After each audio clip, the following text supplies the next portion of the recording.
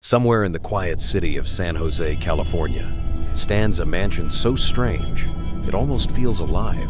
A maze of over 160 rooms, twisting staircases that lead into the ceiling, doors that open into walls, and windows that look into other rooms instead of outside. It's a place built out of fear, loss, and perhaps a little bit of madness. This is the story of the Winchester Mystery House, the mansion that never stopped growing. In 1881, when a woman named Sarah Winchester lost everything she loved, her infant daughter died of illness, and soon after, her husband, William Wirt Winchester, passed away from tuberculosis. In just a few short years, her entire family was gone, leaving Sarah alone, heartbroken, and carrying a fortune worth more than $500 million in today's money. But that fortune came from blood. William's family created the Winchester rifle, a gun known as the gun that won the West. It was used in wars, in robberies, and in countless killings across America. And some say, those who died by that weapon never rested in peace. Lost in grief, Sarah sought answers and turned to the supernatural. She visited a spiritual medium in Boston who delivered a chilling message. The medium told her that she was being haunted by the spirits of those who had died because of the Winchester rifle, and unless she found a way to appease them, her own life would soon end.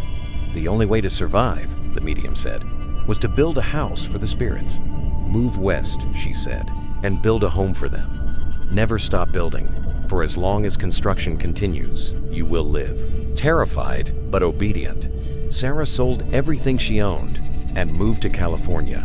In 1884, she bought an unfinished farmhouse on 162 acres of land. And from that moment, construction never stopped. Workers labored 24 hours a day, 7 days a week for 38 years straight. Sarah never used an architect. She gave instructions directly to her workers, sometimes changing her mind overnight. Entire sections of the mansion would be built, then torn down, then built again in a different direction. Some rooms were lavish with gold chandeliers and stained glass windows imported from Europe. Others were eerie, tiny staircases that twisted in impossible ways, doors that opened into brick walls, and trapdoors that led to nowhere. The worker said she built this way to confuse the spirits so they could never find her room at night. Others believed she was following directions from the ghosts themselves, who whispered blueprints to her in the dark. Visitors say that strange things happened during construction. Tools would vanish overnight. Nails would be found bent in impossible ways. Some workers even claimed they saw a shadowy figure wandering the upper floors long before Sarah ever set foot there. Every night at midnight, Sarah would walk through the halls, holding a small candle, visiting different rooms where she said the spirits gathered. She believed if she kept them happy, they would let her live another day. One of her favorite rooms was called the Séance Room, a small space with only one way in and 3 ways out. But only one of them was real. The other 2 were traps, fake doors meant to trick the dead.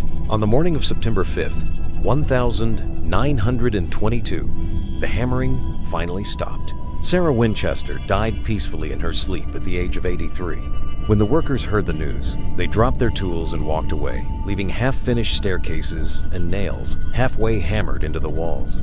The mansion stood silent for the first time in 38 years. Today, the Winchester Mystery House still stands as one of America's most haunted homes. Visitors report cold spots, whispers, and footsteps following them down the hall. Tour guides have seen doors open on their own, and cameras often capture strange orbs and flickers of light in empty rooms. What do you think? Were the ghosts real? Or was it all in Sarah's mind? Comment your theory below.